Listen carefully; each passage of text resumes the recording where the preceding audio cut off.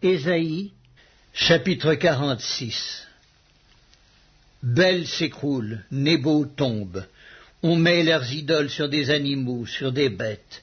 Vous les portiez et les voilà chargés, devenus un fardeau pour l'animal fatigué. Ils sont tombés, ils se sont écroulés ensemble, ils ne peuvent sauver le fardeau, et ils s'en vont eux-mêmes en captivité. Écoutez-moi, maison de Jacob, et vous tous, restes de la maison d'Israël, vous que j'ai pris à ma charge dès votre origine, que j'ai porté dès votre naissance, jusqu'à votre vieillesse, je serai le même, jusqu'à votre vieillesse, je vous soutiendrai. Je l'ai fait et je veux encore vous porter, vous soutenir et vous sauver.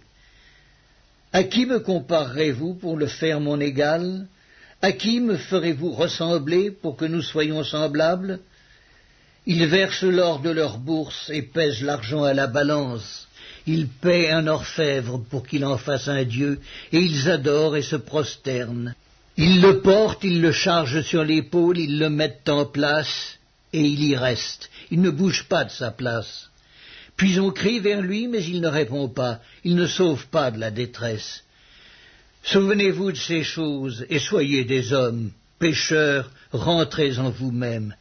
Souvenez-vous de ce qui s'est passé dès les temps anciens, car je suis Dieu, et il n'y en a point d'autre. Je suis Dieu, et nul n'est semblable à moi.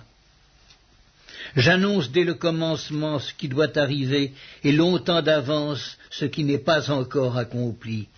Je dis, mes arrêts subsisteront, et j'exécuterai toute ma volonté. C'est moi qui appelle de l'Orient un oiseau de proie, d'une terre lointaine un homme pour accomplir mes desseins. Je l'ai dit, et je le réaliserai. Je l'ai conçu, et je l'exécuterai. Écoutez-moi, gens endurcis de cœur, ennemis de la droiture. Je fais approcher ma justice, elle n'est pas loin, et mon salut, il ne tardera pas. Je mettrai le salut en Sion et ma gloire sur Israël. Ésaïe, chapitre 47. Descends et assieds-toi dans la poussière, vierge, fille de Babylone. Assieds-toi à terre sans trône, fille des Chaldéens. On ne t'appellera plus délicate et voluptueuse. Prends les meules et moude la farine. Ôte ton voile, relève les pans de ta robe, découvre tes jambes, traverse les fleuves. Ta nudité sera découverte et ta honte sera vue. J'exercerai ma vengeance, je n'épargnerai personne. Notre Rédempteur, c'est celui qui s'appelle l'Éternel des armées, c'est le Saint d'Israël. Assieds-toi en silence et va dans les ténèbres, fille des Chaldéens. On ne t'appellera plus la souveraine des royaumes. J'étais irrité contre mon peuple, j'avais profané mon héritage, et je les avais livrés entre tes mains. Tu n'as pas eu pour eux de la compassion, tu as durement appesanti ton joug sur le vieillard. Tu disais, à toujours je serai souveraine. Tu n'as point mis dans ton esprit, tu n'as point songé que cela prendrait fin. Écoute maintenant ceci, voluptueuse qui t'assieds avec assurance, et qui dis en ton cœur, moi et rien que moi. Je ne serai jamais veuve et je ne serai jamais privée d'enfant. Ces deux choses t'arriveront subitement au même jour. La privation d'enfants et le veuvage. Elles fondront en plein sur toi, malgré la multitude de tes sortilèges, malgré le grand nombre de tes enchantements. Tu avais confiance dans ta méchanceté, tu disais « personne ne me voit ». Ta sagesse et ta science t'ont séduite, et tu disais en ton cœur, moi et rien que moi. Le malheur viendra sur toi sans que tu en voies l'aurore. La calamité tombera sur toi sans que tu puisses la conjurer. Et la ruine fondra sur toi tout à coup, à l'improviste. Reste donc au milieu de tes enchantements et de la multitude de tes sortilèges, auxquels tu as consacré ton travail dès ta jeunesse. Peut-être pourras-tu en tirer profit, peut-être deviendras-tu redoutable. Tu t'es fatigué à force de consulter. Qu'il se lève donc et qu'il te sauve ceux qui connaissent le ciel, qui observent les astres, qui annoncent d'après les nouvelles lunes ce qui doit arriver. Voici, Ils sont comme de la paille, le feu les consume, ils ne sauveront pas leur vie des flammes. Ce ne sera pas du charbon dont on se chauffe, ni un feu auprès duquel on s'assied. Tel sera le sort de ceux que tu te fatiguais à consulter, et ceux avec qui tu as trafiqué dès ta jeunesse se disperseront chacun de son côté. Il n'y aura personne qui vienne à ton secours. Ésaïe, chapitre 48. Écoutez ceci, maison de Jacob, vous qui portez le nom d'Israël et qui êtes sortis des eaux de Juda, vous qui jurez par le nom de l'Éternel et qui invoquez le Dieu d'Israël, mais sans vérité ni droiture, car ils prennent leur nom de la ville sainte et ils s'appuient sur le Dieu d'Israël, dont le nom est l'Éternel des armées. Dès longtemps j'ai fait les premières prédictions, elles sont sorties de ma bouche et je les ai publiées. Soudain j'ai agi et elles se sont accomplies. Sachant que tu es endurci, que ton cou est une barre de fer, et que tu as un front d'airain, je t'ai annoncé dès longtemps ces choses. Je te les ai déclarées avant qu'elles arrivassent, afin que tu ne dises pas « c'est mon idole qui les a faites, c'est mon image taillée ou mon image en fonte qui les a ordonnées. » Tu entends? Considère tout cela. Et vous, ne l'avouerez-vous pas? Maintenant je t'annonce des choses nouvelles, cachées, inconnues de toi. Elles se produisent à présent et n'appartiennent point au passé. Jusqu'à leur avènement, tu n'en avais aucune connaissance, afin que tu ne dises point « Voici, je le savais ». Tu n'en as rien appris, tu n'en as rien su, et jadis ton oreille n'en a point été frappée, car je savais que tu serais infidèle, et que dès ta naissance tu fus appelé rebelle. À cause de mon nom, je suspends ma colère.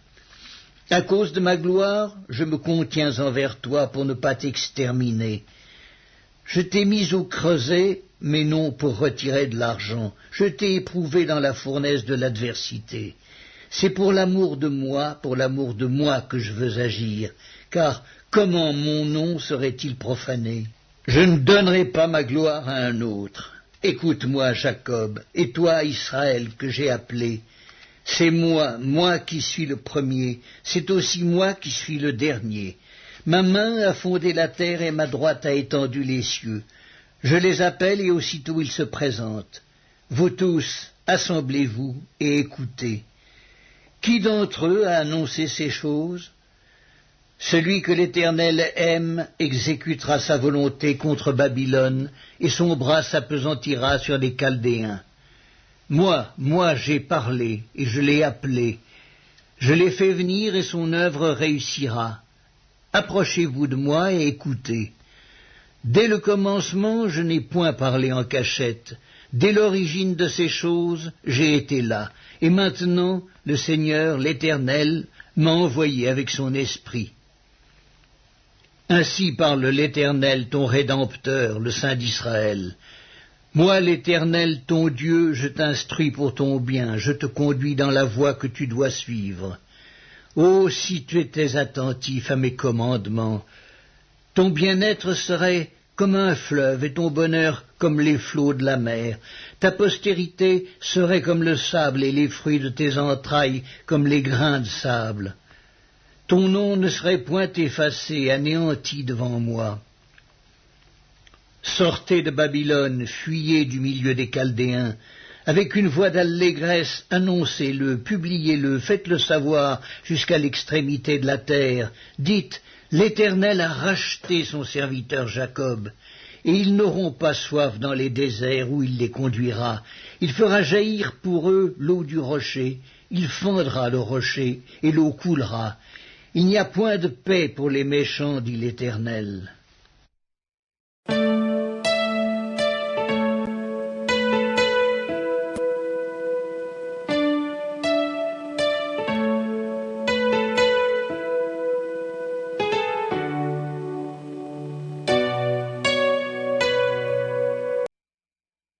La première épître de Paul aux Corinthiens, chapitre 1.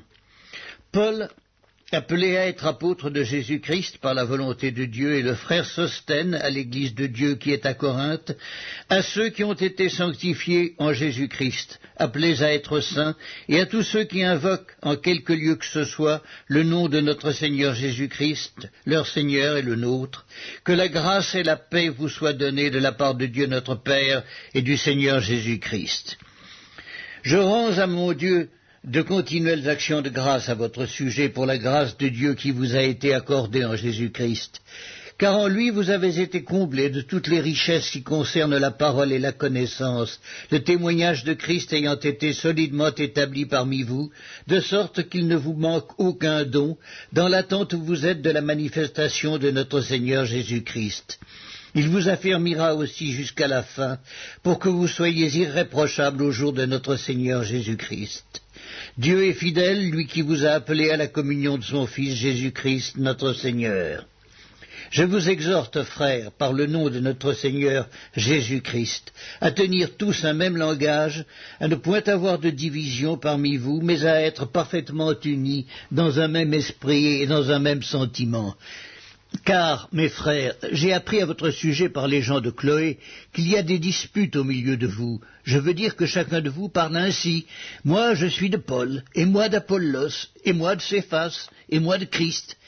Christ est-il divisé?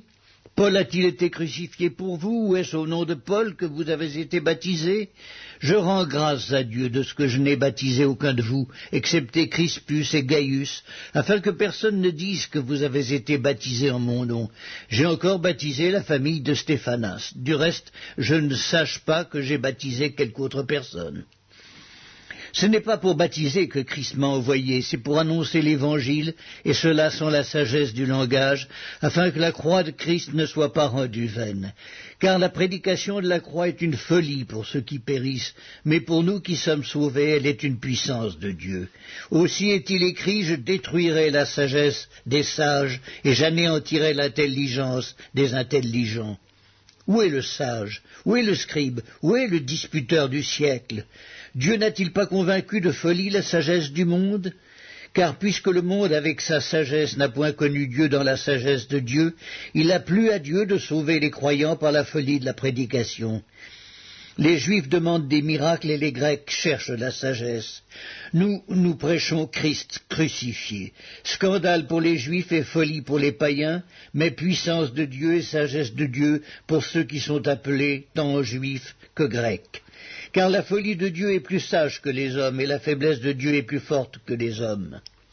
Considérez, frères, que parmi vous qui avez été appelés, il n'y a pas beaucoup de sages selon la chair, ni beaucoup de puissants, ni beaucoup de nobles. Mais Dieu a choisi les choses folles du monde pour confondre les sages. Dieu a choisi les choses faibles du monde pour confondre les fortes. Et Dieu a choisi les choses viles du monde et celles qu'on méprise, celles qui ne sont point, pour réduire au néant celles qui sont, afin que nulle chair ne se glorifie devant Dieu. Or, c'est par lui que vous êtes en Jésus-Christ, lequel, de par Dieu, a été fait pour nous sagesse, justice et sanctification et rédemption, afin, comme il est écrit, que celui qui se glorifie dans le Seigneur.